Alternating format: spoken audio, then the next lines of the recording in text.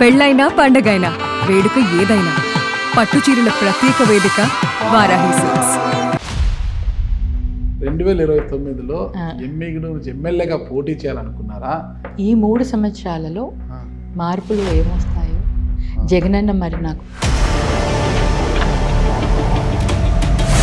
ఎమ్మిగనూరు అనేది ఒక వర్ర అయితే మీరు రాజురెడ్డి 2 కత్తుల్లా మారిపోయారు. అక్కడ పార్టీలో చాలా డిస్టర్బెన్స్ జరుగుతుందని అవతల వర్గం నుంచి వస్తున్న వాదన. ప్రతి ఒక్కరు మనం ఏం ఆలోచిస్తాం? మన ఊరు, మన ప్రాంతం, మన కమ్యూనిటీ.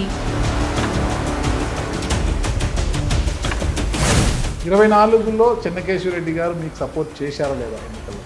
వేవ్ అనేది ఎంతగా వచ్చిందంటే అన్ని నియోజకవర్గాలలో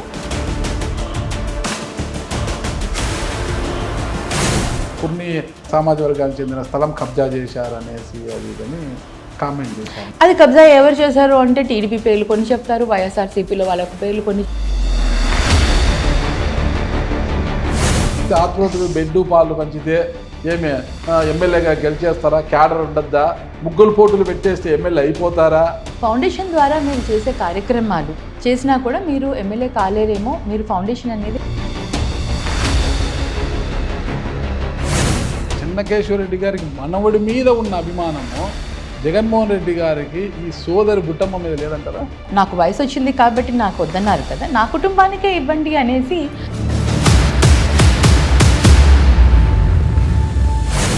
మీ ఇద్దరి పోర్లో జయనాగేశ్వరరెడ్డి ప్రస్తుత సిట్టింగ్ ఎమ్మెల్యే జయనాగేశ్వరరెడ్డికి ఈజీగా ఉందంటారా? ఆయన ఢీకొట్టగలరా? మీరు కావచ్చు, రాజీవ్ రెడ్డి కావచ్చు. ఆయన క్యాండిడేచర్ మంచిగా ఉంటే ఇవాళ మరి ఇన్ని కబ్జాలు జరుగుతున్నాయి, వాటన్నిటిని ఆపించమని చెప్పండి.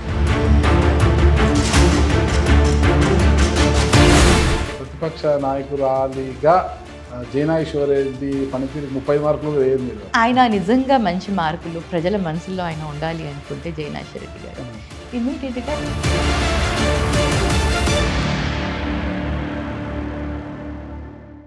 Welcome to it's UTV. నేను మీ నాగరాజ్ బైర్శెట్టిని. ఈరోజు మన అతిథి Kurnool parliament YSR Congress party incharge మాజీ ఎంపీ బుట్టా రేణుక గారు.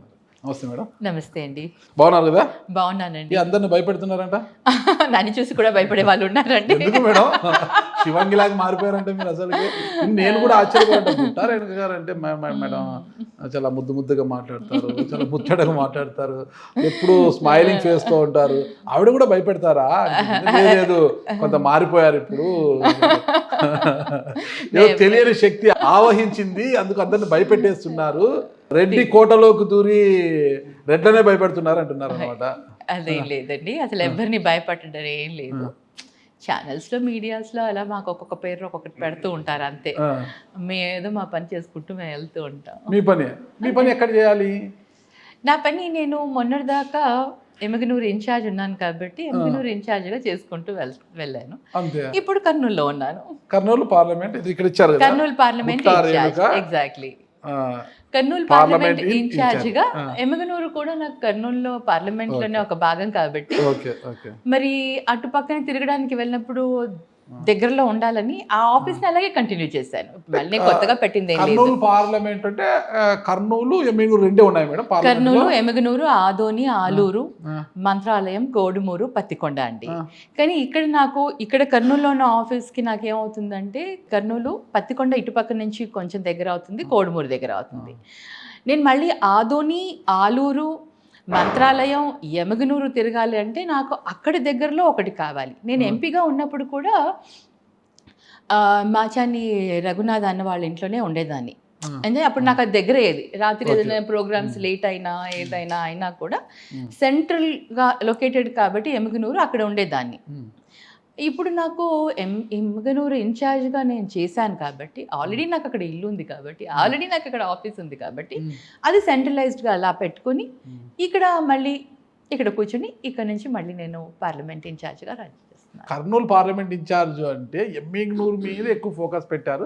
అంటే పార్లమెంట్ కర్నూలులో కూర్చొని కూడా మీరు రాజకీయాలు చేయొచ్చు, నియోజకవర్గ ఇన్ఛార్జులతో మాట్లాడుకోవచ్చు, అన్నీ ఉంటాయి కదా. కానీ అక్కడే ఎందుకు ఎక్కువ ఫోకస్ పెట్టారు? ఏం పెద్ద ఎక్కువ ఫోకస్ ఏం లేదండి. మీరు ఒకసారి చూడండి. ఒక రోహింగ్యా ఎలా చూస్తున్నారు అక్కడ? లేదు, మీరు ఒకసారి ఆలోచించండి. నేను ఆల్మోస్ట్ అక్టోబర్ ఎండ్ దాకా నేను ఇన్ఛార్జ్. అంటే November, December only 2 months, this is the 3rd month. ఏదైనా ఒక మార్పు జరిగినప్పుడు కొంచెం సమయం పడుతుంది కదా షిఫ్టింగ్కి వాటికి. అక్కడ ఉండి నేను మొదట్లో కూడా ఎంపీ ఉన్నప్పుడు అక్కడ ఎంపీగానే అక్కడ నాకు అక్కడ ఇల్లు అక్కడ ఒక రాత్రి స్టే చేయడం కానివ్వండి, లేట్ అయిపోతే అక్కడ ఉండడం, అక్కడ ఒక ఇల్లు ఉండింది. ఇప్పుడు కూడా నాకేంటంటే నేను ఎంపీగా ఉన్నాను, ఎంపీ ఇన్ఛార్జ్గా కూడా నాకు అక్కడ ఇల్లు ఉంది కాబట్టి అక్కడ నుంచి at the same time Kurnool. ఇప్పుడు నేను కర్నూలుకి కంప్లీట్గా షిఫ్ట్ అయిపోయాను, ఇక్కడికి వచ్చేసాను. అక్కడ ఏంటంటే ఒక ఇన్ఛార్జ్గా నేను 2 years పనిచేశాను.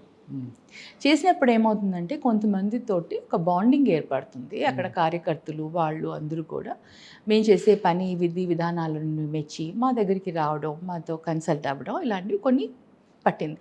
ఏదైనా కనెక్ట్ అవ్వడానికి, డిస్కనెక్ట్ అవ్వడానికి, ఏదైనా కార్యక్రమాన్ని మార్చుకునేదానికి సమయం అనేది కొంచెం పడుతుంది. సమయం లేదు మిత్రమా అంటున్నారు వాళ్ళు.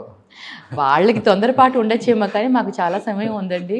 వాళ్ళు అంటున్నారు సమయం లేదు మిత్రమా అంటున్నారు. సర్దుకో సమయం లేదు ఇక్కడ, సర్దుకో అంటున్నారు. సర్దుకో ఎక్కడ కూడా ఎమ్మిగనూరు నాదే అంటున్నారు కదా. నేను ఎప్పుడు కూడా కాంట్రవర్సీస్లోకి వెళ్ళను. నేను ఒకటే చెప్పాను, జగనన్న అప్పుడు నాకు ఆ పదవి ఇచ్చాడు, ఆ పదవికి న్యాయం చేశాను, పని చేశాను. కాన్స్టిట్యున్సీలో ఉండాలి, కాన్స్టిట్యున్సీలో పని చేయాలి, కాన్స్టిట్యున్సీలో వర్క్ చేయాలి.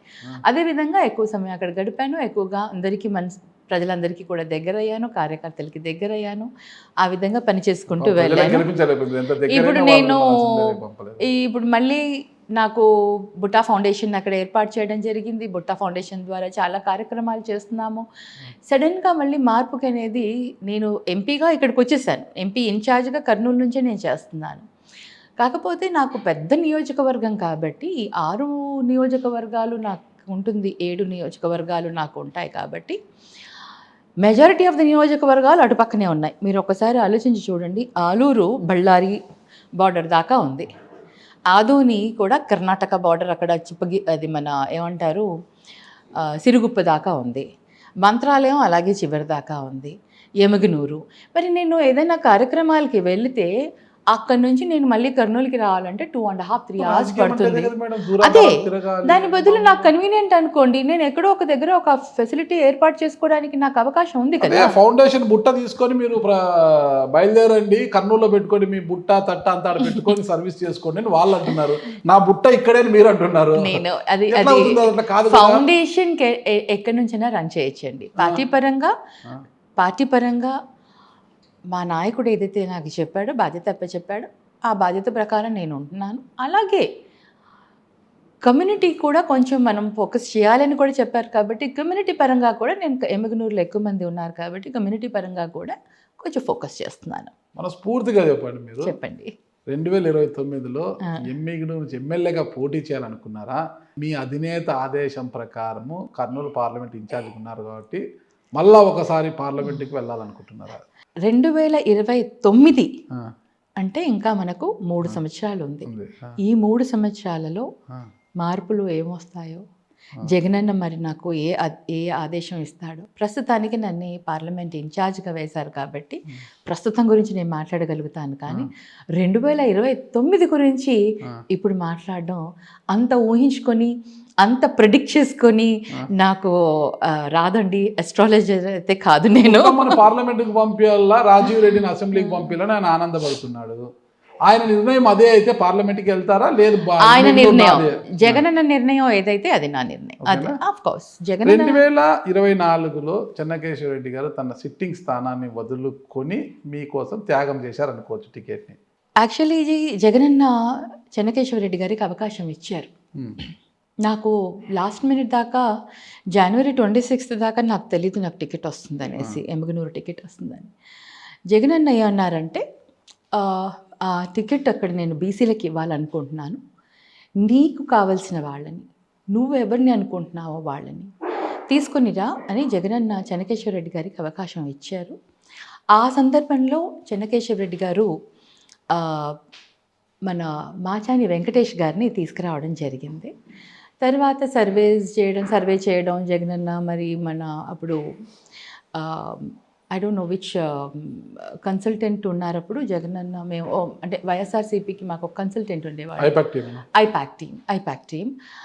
అప్పుడు ఐపాక్ టీం వాళ్ళు ఏం చేశారంటే సర్వే చేసి అన్నీ చేసి క్యాండిడేట్ కాదు వద్దు అని అనుకున్నారు. అప్పుడు జగనన్న నన్ను రికమెండ్ చేయడం జరిగిందని విన్నాను. జగనన్న కాల్ చేసి నన్ను పిలిపించి ఇమీడియట్గా నాకు అవకాశం ఇచ్చారు. నీకు ఎమ్మిగనూరు ఇన్ఛార్జ్గా ఇస్తున్నానమ్మా, నువ్వు అక్కడ నుంచి పోటీ చెయ్యు అన్నారు. I was very happy. అన్న నన్ను గుర్తించి నాకు ఇచ్చారని అప్పుడు నేను వెళ్ళిపోయి చేయడం జరిగిందండి. 24లో చెన్నకేశ్వరరెడ్డి గారు మీకు సపోర్ట్ చేశారా లేదా ఎన్నికల్లో? సపోర్ట్ చేశారా లేదా అంటే చేశారనే చెప్పాలి. ఎందుకంటే మాతో పాటు తిరిగారు, మాతో పాటు వచ్చారు, మాకు సపోర్ట్ చేశారు. కానీ అన్ఫార్చునేట్లీ వేవ్లో ఓడిపోయాము. వేవ్ అనేది ఎంతగా వచ్చిందంటే అన్ని నియోజకవర్గాలలో ఎంతోమంది అంటే మినిస్టర్స్ కానివ్వండి, చాలా సర్వీస్ చేసిన వాళ్ళందరూ కూడా ఓడిపోవడం జరిగింది. ఇట్స్ అ కంప్లీట్లీ వేవ్ అనే మేము అనుకుంటున్నాం. ఆ వేవ్ వల్ల నేను ఓడిపోయాను. ఆయన చేశారు, తిరిగారు. ఆయన ఫిజికల్గా నమ్ముతున్నారు. ఆయన ఫిజికల్గా తిరగలేదు, ఎందుకంటే ఆయన పెద్ద ఆయన కాబట్టి, ఆయన ఏజ్ పరంగా వయసు రీత్యా తిరగలేరు కాబట్టి ఆయన కొన్ని ప్రోగ్రామ్స్కి రావడం, మిగతా వాటికి వాళ్ళ అబ్బాయిని తర్వాత వాళ్ళ అల్లుడిని పంపడం, మాతో పాటు పంపడం జరిగింది. ఓకే, పక్కా. చెన్నకేశ్వరరెడ్డి కుటుంబానికి మీరు రుణపడి ఉన్నారా? రుణం పడి ఉన్నామంటే అలా రుణపడి ఉన్నాను అలాంటి పెద్ద పెద్ద మాటలు నాకు రావండి. నేను వాటిని ఐ డోంట్ థింక్ సో. అంత మాటలు పెద్ద పెద్ద మాటలు నేను మాట్లాడలేను. కానీ I can just say yes, అప్పుడు వాళ్ళు చేశారు, బట్ నేను ఓడిపోయాను. చేశారు, ఆయన ఓడిపోయారు. మరి వారు చేశారు, చేశారు కదా, ఎంతో కొంత మనకు ఉంటుంది, కృతజ్ఞత అనేది ఉంటారు అనమాట. బుట్టా రేణుక గారు నాకు ఏదైనా హెల్ప్ చేస్తే, రేణుకమ్మ గారు నాకు చేశారబ్బా, నేను కొంత ఆమె రుణం తీర్చుకోవాలని ఏదో కొంత ఉంటుంది నాకు. అలాంటిది మీరు వాళ్ళ కుటుంబం పైన నిందేశారు కదా, స్థలం శ్మశాన వాటి కబ్జా, కుర్ని సామాజిక వర్గానికి చెందిన స్థలం కబ్జా చేశారు అనేసి అది ఇదని కామెంట్ చేశారు. ఇది కాదండి, కుర్ని సామాజిక వర్గం అని కాదు, అది దేవాంగ ఏదో ఉంది, అది నాకు ఎగ్జాక్ట్లీ విశ్వ బ్రాహ్మణ్స్ దేవాంగ వీళ్ళది. అయితే అది నాకు వాళ్ళదని తెలీదు. ఫస్ట్ ఆఫ్ ఆల్ నా దగ్గరికి వచ్చారు కాబట్టి కబ్జా అయిందనేసి మేము తీసాము. అది అడ్వకేట్ గారు మా హస్బెండ్కి ఇవ్వడం, ఆ దాంట్లో వాళ్ళ పేర్లు ఉండడం, అది వాళ్ళ పేర్లు ఉంది అని ఎవరో మాకు చెప్పడం, దాన్ని బట్టి మేము పేర్లు కూడా నేను ఎవరికి ఎందుకంటే నేను ఎప్పుడైనా ఏదైనా మాట్లాడేటప్పుడు మీరు ఆ రోజు నా ఇంటర్వ్యూ కూడా మీరు చూస్తే, ఆ ఇంటర్వ్యూలో కూడా నేను ఎక్కడ పేర్లు మెన్షన్ చేయలేదు. ఎందుకంటే అది నిజమో అబద్ధమో నాకు తెలియనప్పుడు నేను వాళ్ళ పేర్లు ఎలా మెన్షన్ చేస్తానండి. ఇప్పటికీ కూడా నేను చెప్తున్నాను, దాంట్లో వాళ్ళు ఉన్నారని మటుకు మేము ఎప్పుడు కూడా ఆరోపించలేదు. అది వేరే వాళ్ళు తీసుకొచ్చి ఇచ్చారు, అది బై మిస్టేక్ మీడియాకి వెళ్ళిపోయింది. కానీ నా అంతకు నేను ఎప్పుడు కూడా నేను వాళ్ళ గురించి మాట్లాడలేదు. ఎందుకంటే నిజాలు మనం నిర్ధారణ చేసుకున్న తర్వాతనే మనం మాట్లాడాలని. ఎందుకంటే ఈరోజు నిన్న నేను ఎమ్మిగనూరులోనే ఉన్నాను. ఎమ్మిగనూరుకి వెళ్ళగానే అక్కడ వీవర్స్ మిలిటరీ కాలనీలో వీవర్స్కి కావాల్సిన వాళ్ళందరి స్థలాలు కబ్జాకి గురి అవ్వదు. ఆ కబ్జాకి గురి అయ్యాయి కాబట్టి ఇవాళ వాళ్ళందరూ నా దగ్గరికి రావడం జరిగింది. నేను వెళ్ళాను, దాని వెనకాల ఎవరున్నారు ఏంటి నాకు అవసరం లేదు. వాళ్ళు మా స్థలం కబ్జా అవుతుంది, వాళ్ళ దగ్గర డాక్యుమెంట్స్ ప్రాపర్గా ఉన్నాయి. అది కబ్జా ఎవరు చేశారు అంటే టీడీపీ పేర్లు కొన్ని చెప్తారు, వైఎస్ఆర్సీపీలో వాళ్ళ పేర్లు కొన్ని చెప్తారు, కొంత ఒక కార్పొరేట్ ఒక కౌన్సిలర్ పేరు అవి ఏవో చెప్పారు వాళ్ళు. బట్ స్టిల్ నేను ప్రభుత్వానికి కానీ నేను మాట్లాడిన పద్ధతి ఎలా ఉంది అంటే, కబ్జా అయిందని మన కళ్ళు ముందర కనిపిస్తుంది. కబ్జా ఎవరు చేశారు, అసలు ఎందుకు చేశారు, ఏ విధంగా గవర్నమెంట్లో ఉన్న అధికారులు అనేవాళ్ళు ఎంక్వైరీ చేయాలి, దాని గురించి బయటికి తీయాలి. అది అసలు డాక్యుమెంట్స్ వీళ్ళ దగ్గర పర్ఫెక్ట్గా ఉన్నప్పుడు ఇంకొకరు వచ్చి క్లెయిమ్ చేస్తున్నారు అంటే సర్వే నెంబర్స్ ఏంటి అనేది మరి సబ్ రిజిస్టర్ గారి దగ్గర వెళ్ళాలి, ఎంఆర్ఓ గారి దగ్గరికి వెళ్ళాలి, రెవెన్యూ డిపార్ట్మెంట్ వచ్చేసి సర్వే చేసి వాళ్ళకి న్యాయం చేయాలి. ఆ న్యాయం చేయాలని నేను మాట్లాడాను. దాని వెనకాల ఎవరు ఉన్నారు అనేది సెకండరీ. నాకు వాళ్ళకి న్యాయం జరగడం మై ప్రైమరీ జాబ్. సో ఆ విధంగా నా దగ్గరికి వచ్చారు కాబట్టి నేను ఆ రోజు మీడియాలో మాట్లాడడం జరిగింది. కానీ చెన్నకేశ్వరరెడ్డి గారిని నేను ఎప్పుడు కూడా నేను బ్లేమ్ చేయలేదు, నేను ఆయన్ని ఎప్పుడు కూడా నేను ఏది అనలేదండి. గౌరవం అయితే ఉంది. I have a lot of respect as a elderly man. ఆయనకి 40 సంవత్సరాలు 50 సంవత్సరాలు ఎన్ని సంవత్సరాల రాజకీయ అనుభవం ఉంది. ఆయన పెద్ద ఆయన వయసుకి నేను ఎప్పుడు గౌరవిస్తాను, ఆయన పొలిటికల్ నాలెడ్జ్కి కూడా నేను గౌరవిస్తాను. ఎందుకంటే కర్నూలు జిల్లాలో చాలా నియోజకవర్గాల్లో ఇలాంటి వివాదాలు ఉన్నాయి, కానీ ఎమ్మిగనూరు లాంటి ప్రాంతాలు చాలా తక్కువ ఉంటాయి. అది కూడా బుట్టా రేణుక గారు ఉన్నారు కాబట్టి అక్కడ. కానీ ఇప్పుడు చూస్తుంటే ఈ వివాదాలు ఏంటి, మీరేమో స్థలం గురించి వాళ్ళు చూస్తే బ్రెడ్ పాలు పంచినంత మాత్రాన ఫౌండేషన్ సర్వీస్ చేస్తే ఆత్మహత్య బెడ్ పాలు పంచితే ఏమే ఎమ్మెల్యేగా గెలిచేస్తారా, క్యాడర్ ఉండద్దా, ముగ్గులు పోటులు పెట్టేస్తే ఎమ్మెల్యే అయిపోతారా, ఇవన్నీ కూడా కొలమానమా అని వాళ్ళు అంటున్నారు. ఏది అసలు అటు ఇటు ఏంటి ఈ ప్రశ్నల పరంపర ఏంటి, విమర్శల పరంపర ఏంటి, అసలు ఏం జరుగుతుంది? ఏం లేదండి, నిన్న చక్కగానే కార్యక్రమం జరిగింది. వాళ్ళందరి దగ్గర మేమందరం కూడా వెళ్ళి ప్రోగ్రామ్ లో పార్టిసిపేట్ ఎమ్మిగనూరులో నిన్న చెన్నకేశ్వర రెడ్డి గారు, రాజీవ్ రెడ్డి అందరూ పాల్గొన్నారా? అఫ్ కోర్స్ వాళ్ళు ఇప్పుడు నియోజకవర్గ ఇన్ఛార్జ్ వాళ్ళు అన్నప్పుడు వాళ్ళు మమ్మల్ని ఇన్వైట్ చేస్తే మేము వెళ్తాను కదండి. వాళ్ళు ఇన్వైట్ చేశారు. Of course. వివాదాలు ఎందుకు? ఎవరిని ఉద్దేశించి అన్నారని మీకు ఐడియా లేదంటారా? పాలు బ్రెడ్ పంచితే ముగ్గులు పోటీలు పెడితే ఎమ్మెల్యే అయిపోతారా అనేసి? అది పెద్ద ఆయన కొంచెం మిస్అండర్స్టాండ్ చేసుకున్నట్టున్నారు. అందుకని నేను దాని గురించి మాట్లాడలేదు. పెద్దవాళ్ళు ఏదో మాట్లాడారులే, మనం సర్దుకుపోవాలన్న ఉద్దేశంతో నేను దాని గురించి కాంట్రవర్సీ చేయదలుచుకోలేదండి. మెయిన్ ఎమ్మెల్యేగా ఉన్నప్పుడు అప్పుడు మేము చేస్తున్న కార్యక్రమాలు కానివ్వండి, అదే ఫౌండేషన్ ద్వారా కార్యక్రమాలని కంటిన్యూ చేస్తున్నాం కాబట్టి ఫౌండేషన్ ద్వారా మీరు చేసే కార్యక్రమాలు చేసినా కూడా మీరు ఎమ్మెల్యే కాలేరేమో, మీరు ఫౌండేషన్ అనేది కర్నూలులో పెట్టుకుంటే 10 మందికి ఉపయోగపడుతుంది కదా అని ఆయన సజెషన్ ఇవ్వడం జరిగింది. పెద్ద ఆయనగా ఆయన చెప్పారు, మేము విన్నాము, అయిపోయింది. ఇంకా దాని గురించి మేము మాట్లాడదలుచుకోలేదు. రాజీవ్ రెడ్డిని ఇన్ఛార్జ్గా ప్రకటించినప్పటి నుంచి బుట్టా రేణుక గారు అసహనంతో రగిలిపోతున్నారు. జగనన్న పార్లమెంట్ అంటే లోపల అన్నా కూడా పైకి మాత్రము ఎమ్మిగనూరు వదులుకోకూడదు. ఇక బుట్టా రేణుక గారు, రుద్రగౌడు, ధరణి రెడ్డి, రాంపురం ధరణి రెడ్డి వీళ్ళంతా ఒక జట్టుగా ఏర్పడి చెన్నకేశ్వర రెడ్డి మనోడు రాజీవ్ రెడ్డిని ఇబ్బంది పెట్టాలని చూస్తున్నారు. నో వే, మేము అలాంటి పనులు ఎప్పుడు చేయనండి. ఓకే, జగన్ అన్న ఒక బాధ్యత చెప్పారు, రాజీవ్కి ఒక బాధ్యత చెప్పారు, నాకు ఒక బాధ్యత చెప్పారు. అది మా బాధ్యతలను మేము సక్రమంగా నెరవేర్చుకుంటూ ముందుకు వెళ్ళి మా చేసే పని విధానం బట్టి మళ్ళీ జగనన్న డిసైడ్ చేసుకుంటారు. కానీ నేను వెళ్ళి ఎవరినో ఇబ్బంది పెట్టడం, నేను వెళ్ళి ఇంకొకరిని చేయడం చాలా తప్పు. వర్గాలు మేము కూడబెట్టట్లేదండి. ఏంటంటే అలాంటి అందమైన బొమ్మ ఆడ Emmiganur municipal vice chairman Nazir Ahmed మీకు చాలా చక్కటి అందమైన చిత్రాన్ని బహుకరించారు కదా, మరి రాజీవ్ రెడ్డికి అలాంటివి ఇచ్చాడా? మళ్ళీ ఇస్తారేమో. ఇప్పుడు ప్రస్తుతానికి నేనున్నాను కాబట్టి నాకు ఇచ్చారు. ఆయన ఇన్ఛార్జ్ కదా, చక్కటి చిత్రపటం మీకు బహుకరించారు కదా, అది ఎందుకు మీకు ఇచ్చాడు? నేను ఇన్ఛార్జ్ కాబట్టి నాకు ఇచ్చారు. ఇప్పుడు నేను పార్లమెంట్ ఇన్ఛార్జ్, బట్ స్టిల్ వాళ్ళు నా కార్యకర్తలే అవుతారు, నా క్యాడరే అవుతారు కాబట్టి ఇచ్చారు. రాజీవ్ కూడా ఇస్తారేమో ఫ్యూచర్లో. రాజీవ్ అయ్యి ఇప్పుడు 2 months కూడా కాలేదు కదా, జస్ట్ 2 months అనుకుంటా అంతే ఇన్ఛార్జ్ అయ్యి. ఇస్తారు, ఫ్యూచర్ చాలా ఉంది కదండి. ఇప్పుడు నందవరంకు చెందిన విరూపాక్ష రెడ్డి కావచ్చు, శివప్ప గౌడ్ కావచ్చు, ఇక బీజేపీ నాయకుడు మురహరి రెడ్డి కావచ్చు, వీళ్ళందరూ కూడా మీ వెంట ఉన్నారా, రాజీవ్ వెంట ఉన్నారా? నా వెంట ఉన్నారు అంటే, నాతో ఉన్నారు అంటే, మొన్నటి దాకా నేను ఇన్ఛార్జ్ కాబట్టి నాతో ఉన్నారు. ఇప్పుడు కొత్తగా ఇన్ఛార్జ్ అయినప్పుడు వాళ్ళు అక్కడికి వెళ్ళాలంటే వాళ్ళు ఆహ్వానించాలి. వాళ్ళు ఆహ్వానిస్తే వీళ్ళు తప్పకుండా వెళ్తారు. వాళ్ళు ఆహ్వానించాలంటే మీరు వాళ్ళని పంపించాలి కదా అక్కడికి. ఏంటండి చిన్నపిల్లలాగా మీరు మరీ అడగడం క్వశ్చన్. మీరు అక్కడికి వెళ్ళండి. ఒక వర్గంగా ఏర్పడ్డాడు కదా తెలియకుండా, తెర వెనక పెద్ద రాజకీయాలు చేస్తున్నారంటే అసలుకి లేదండి బాబోయ్, గారు ఎమ్మెల్యేగా పోటీ చేయాలి, సామాజిక వర్గం కోటాలో ఖచ్చితంగా తనకు క్యాబినెట్ లో అమాత్యుల హోదా వస్తుంది, అమాత్య పదవి వస్తుందని ఒక ఆశతో కేంద్రానికి వెళ్తే ఏమొస్తుంది, ఏమీ రాదు, ఎంపీ అంతే, 4 ముక్కలు ఇంగ్లీష్లో మాట్లాడుతాం చెప్తే ఏముండదు.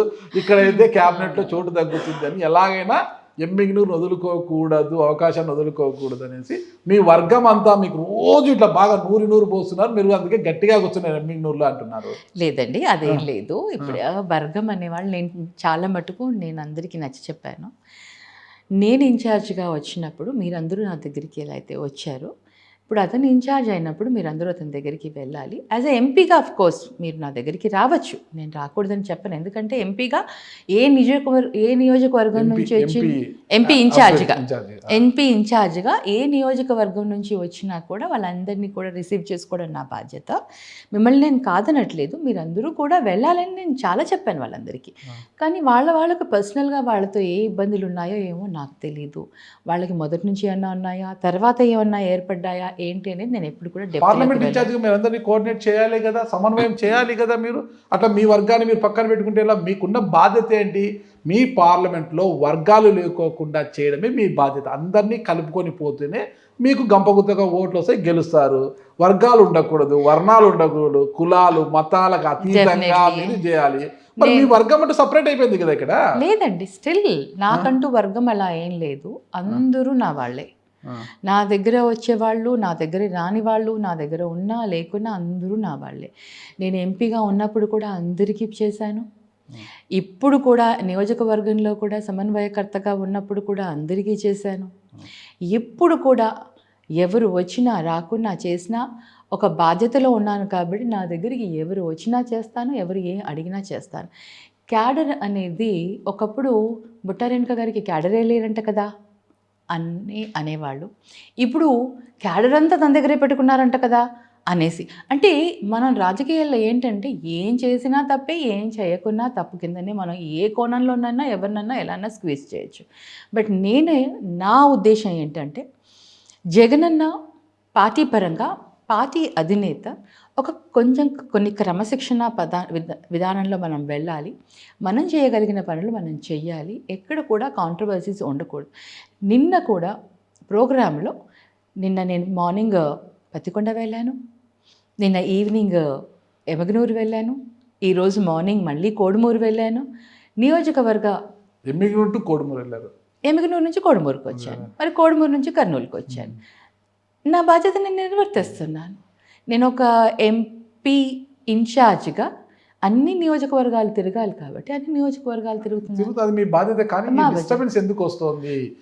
ఎవరిని అర్థం చేసుకోలేకపోతున్నారు? మీరు వాళ్ళని అర్థం చేసుకోవడం లేదా, వాళ్ళు మిమ్మల్ని అర్థం చేసుకోవడం లేదా? ఎవరి వల్ల ఎవరికి ఇబ్బంది? అది ఏం లేదండి, సమయం కొంచెం ఓపికగా ఉంటే సమయం దాన్ని సర్దుబాటు చేస్తుందని నేను అనుకుంటాను. మనకు కొంచెం సహనం అనేది ఉండాలి, ఆ సహనం అనేది ఉంటే సమయమే సర్దుబాటు చేస్తుంది. ఆల్రెడీ ధర్ని రెడ్డి జగన్మోహన్ రెడ్డి గారి దగ్గరికి వెళ్ళి అల్టిమేటం జారీ చేశారు కదా, రాజీవ్ రెడ్డికి టికెట్ ఇస్తే నేను స్వతంత్ర అభ్యర్థిగా బరిలో దిగుతా, మా దగ్గర సీనియర్లు ఉన్నారు, రుద్రగౌడ్ ఉన్నారు, బుట్ట రేణుకా గారు ఉన్నారు, వారికి ఇవ్వండి, ఇస్తే మేము సపోర్ట్ చేసి గెలిపిస్తాం, కాదు కూడదని రాజీవ్ రెడ్డికి ఇస్తే నేనే బరిలోకి దిగుతా, స్వతంత్ర అభ్యర్థిగా నిలబడతానన్నారు. దాన్ని ఒక పార్లమెంట్ ఇన్ఛార్జ్గా మీరు ఒప్పుకుంటారా దాన్ని? ధరణి అభిప్రాయం ధరణిది, అది ఇండివిజువల్ అభిప్రాయం అండి. పార్టీ పరంగా ధరణి పార్టీ నాయకుడు కదా ధరణి రెడ్డి, ఒక ఎమ్మెల్యే కుమారుడు, నాయకుడు. కానీ మీరు చెప్పాలి ధరణి రెడ్డి గారు చెప్పారా ధరణి అలా మాట్లాడకూడదు, మీరు అలా మాట్లాడకూడదని నేను ఎవరికి చెప్పలేను. ఎందుకంటే పార్లమెంట్ ఇన్ఛార్జ్ మీరు చెప్పాలి కదా, మీ బాధ్యత అది. పార్టీ లైన్ దాటకూడదు కదా. పార్టీ లైన్ దాటకూడదని చెప్పాల్సింది పార్టీ ప్రెసిడెంట్, ఏదైతే డిస్ట్రిక్ట్ ప్రెసిడెంట్ ఉన్నారో మళ్ళీ పార్టీలో హైకమాండ్ ఉంటారో వాళ్ళు చెప్తారు. యాజ్ అ పార్లమెంట్ నియోజకవర్గ సమన్వయకర్తగా నా బాధ్యతలు ఎంతవరకు అంతే చూస్తారు. ఎందుకంటే ఇవన్నీ పార్టీ హైకమాండ్ దగ్గర ఉంటాయి. వీటి గురించి మాట్లాడే అధికారం కానీ, ఆ రైట్ కానీ, ఆ హక్కు కానీ ఒక పార్లమెంట్ ఇన్ఛార్జ్గా నాకు ఉండదు. నేను పార్టీ ప్రెసిడెంట్, డిస్ట్రిక్ట్ ప్రెసిడెంట్ అయితే అప్పుడు నాకు ఉంటుంది. నేను పార్టీ డిస్ట్రిక్ట్ ప్రెసిడెంట్ కాదండి, నేను ఓన్లీ పార్లమెంట్ ఇన్ఛార్జ్ని. సో మిమ్మల్ని మార్చడానికి బలమైన కారణం ఏంటి అసలు?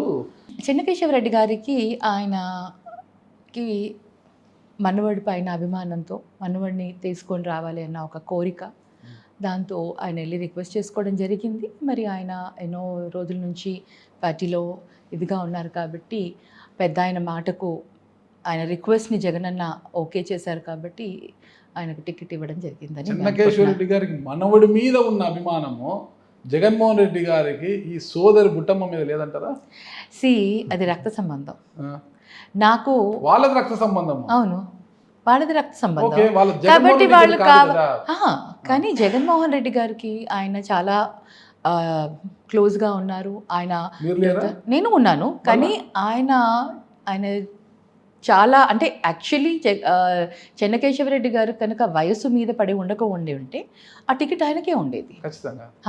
అలాంటప్పుడు నా కుటుంబానికే కావాలని నాకు వయసు వచ్చింది కాబట్టి నాకు వద్దన్నారు కదా, నా కుటుంబానికే ఇవ్వండి అనేసి ఆయన వెళ్ళి అడగడం, దానికి జగనన్న ఓకే చేయడం జరిగింది. అంతేకాని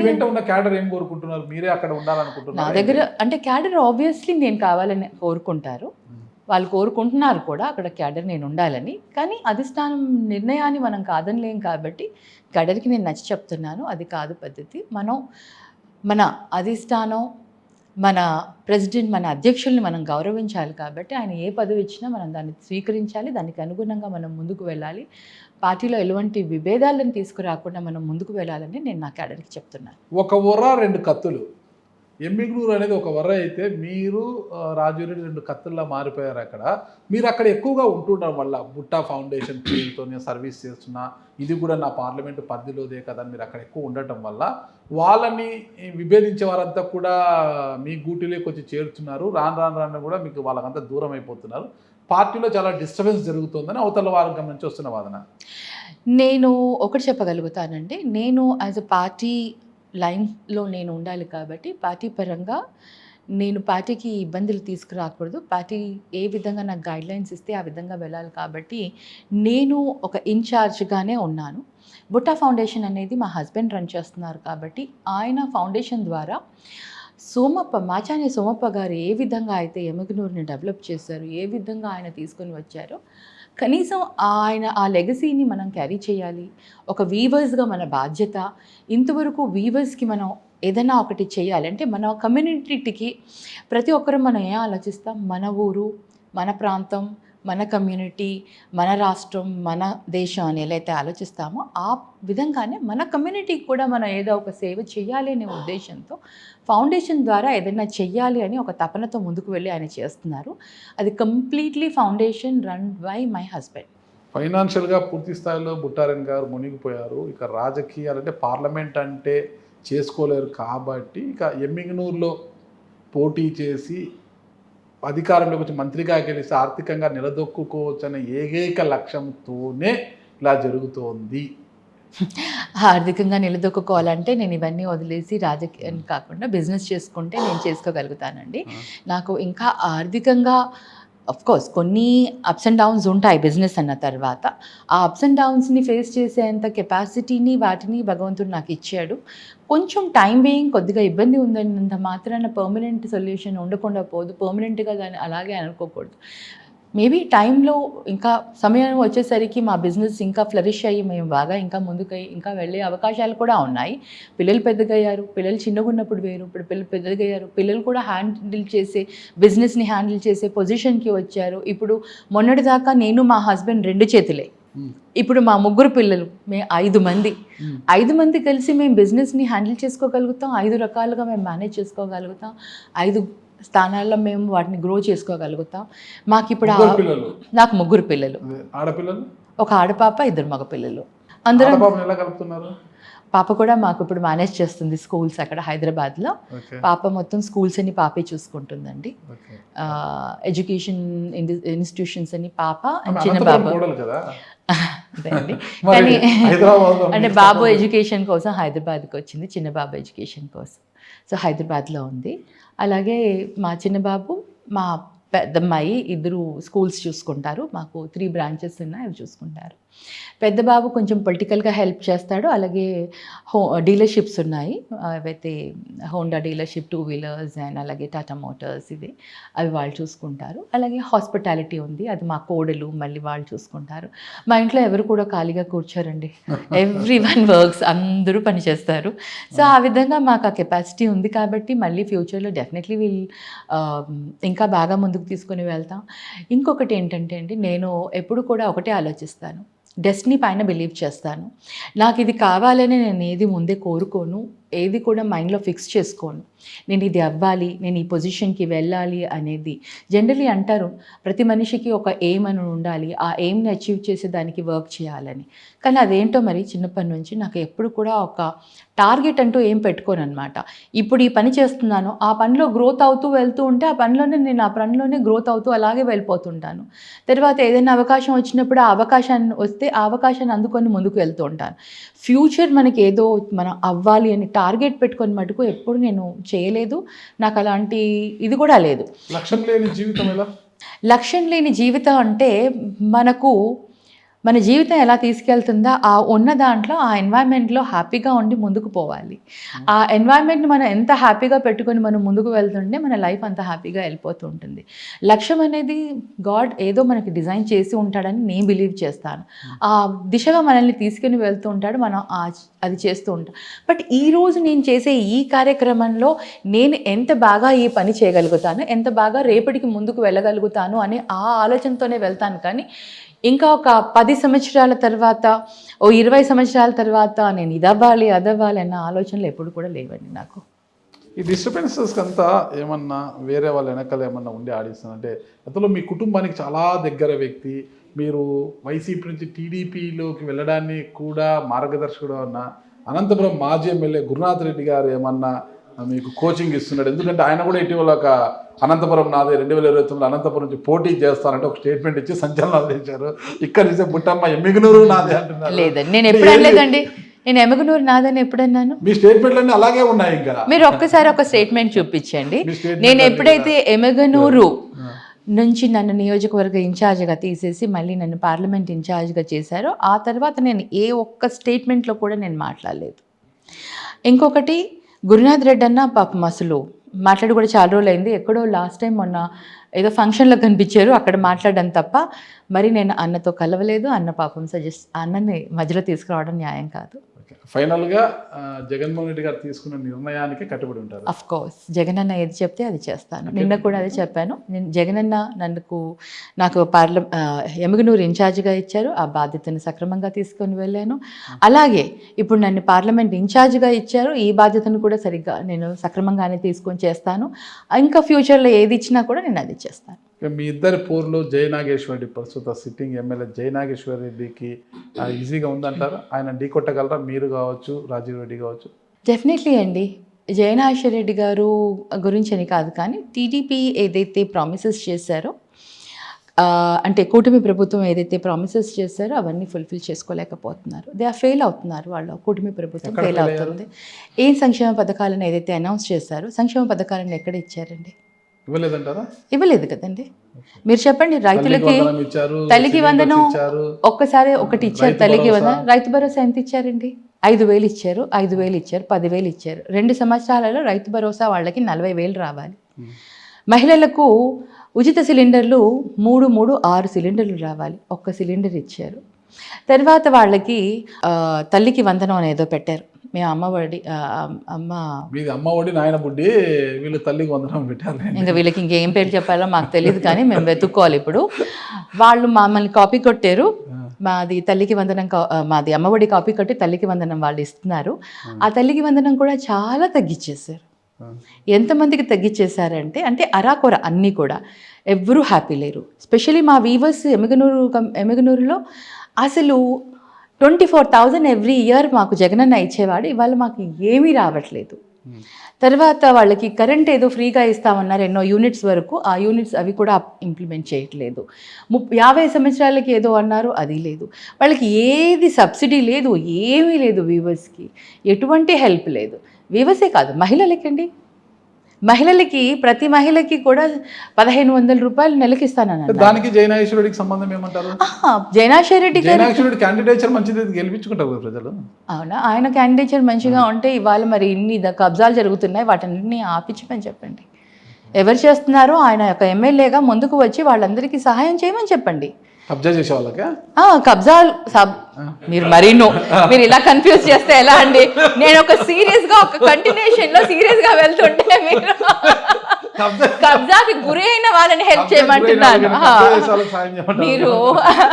మీరు ఇలా ట్విస్ట్లు చేసేసి మమ్మల్ని ఎక్కడో ఇరికించాలని అడుగు పెట్టుకోకండి. కబ్జాకి ఎవరైతే గురి అయ్యారో అమాయకులు మా వీవర్స్ కమ్యూనిటీ వాళ్ళు అందరూ కూడా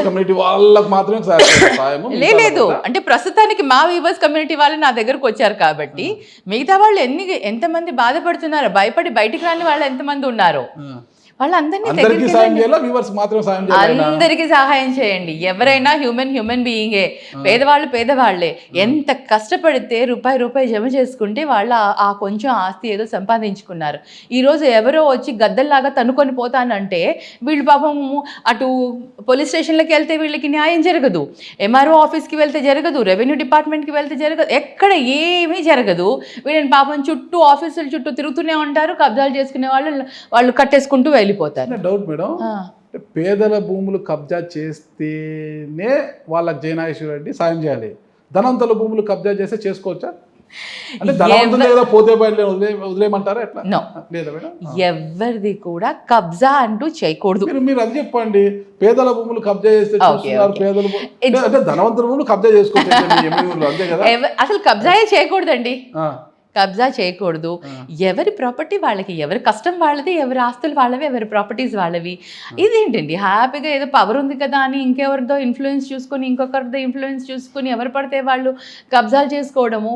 వాళ్ళు ఎక్కడ పోవాలి, ఇంకా మిగతా వాళ్ళందరూ రోడ్లు ఎక్కాలి. ప్లీజ్, డబ్బున్నవాడైతే కోర్టుకి వెళ్తాడు, మిగతా వాళ్ళ దగ్గరికి వెళ్ళి మేనేజ్ చేసుకుంటాడు. డబ్బు లేనివాడు పాపం ఎక్కడికి వెళ్తాడు?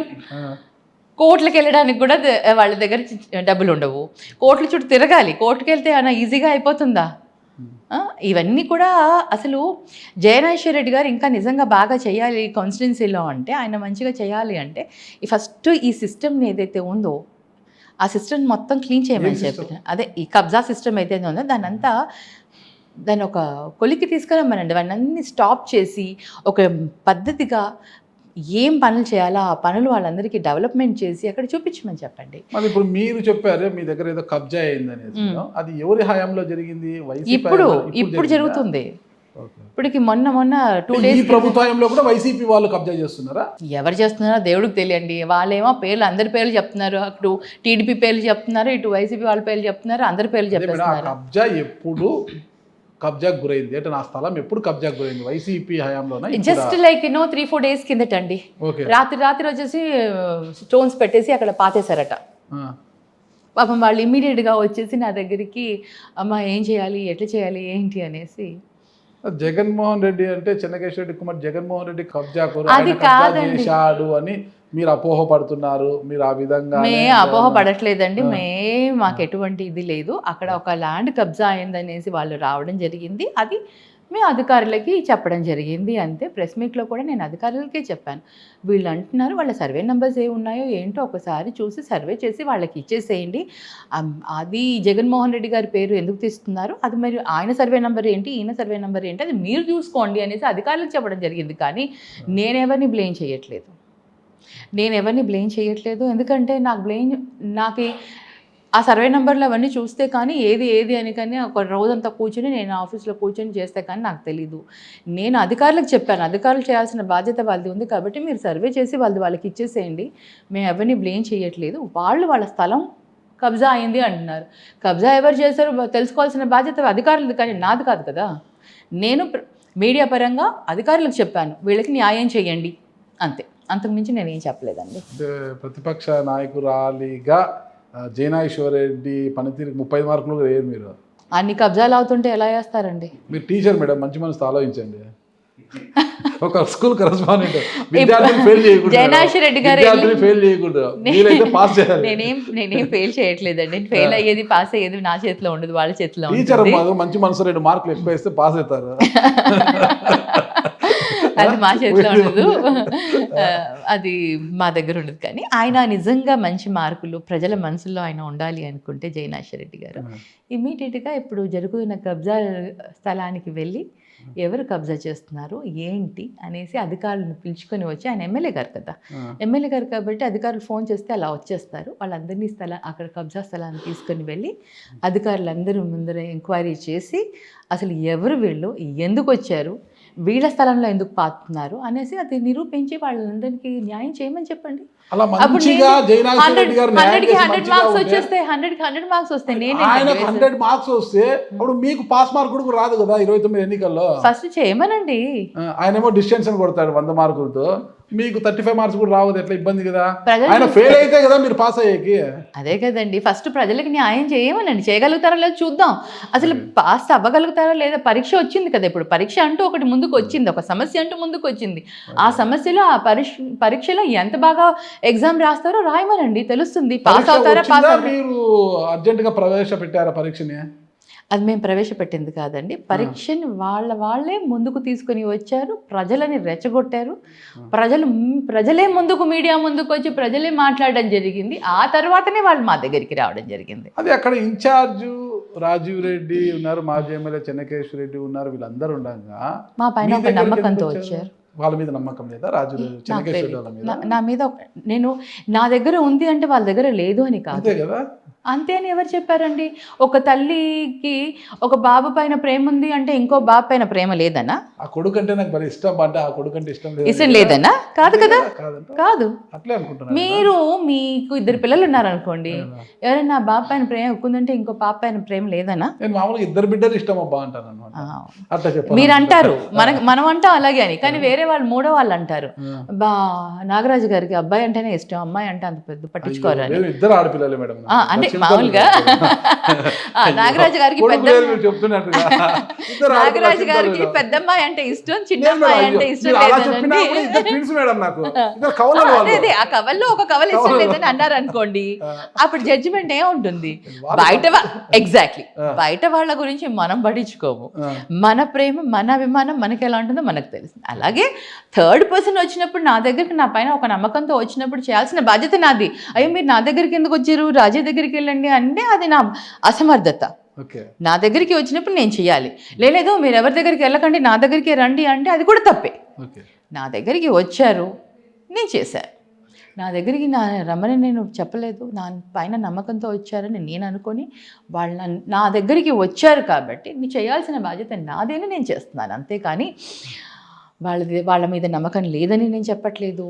ఇలాంటివన్నీ మీరు డిఫరెంట్ మీనింగ్స్ వచ్చేలాగా మాట్లాడేసి మీరు అనవసరంగా కన్ఫ్యూజ్ చేసి అందరినీ కన్ఫ్యూజ్ చేయట్లేదండి, మేం కన్ఫ్యూజ్ చేయట్లేదు, చాలా క్లియర్ గా ఉంది. It's clear. మీడియాలో లేదు, ఏ మీడియాని కదిలించినా ఏ నాయకుని కదిలించినా అమ్మో ఎమ్మిగనూరులో అడ్డు ఇటు కాగుతుందండి, మీడియాకి ఏంటో తెలియదు కానివ్వండి. నేనైతే యాజ్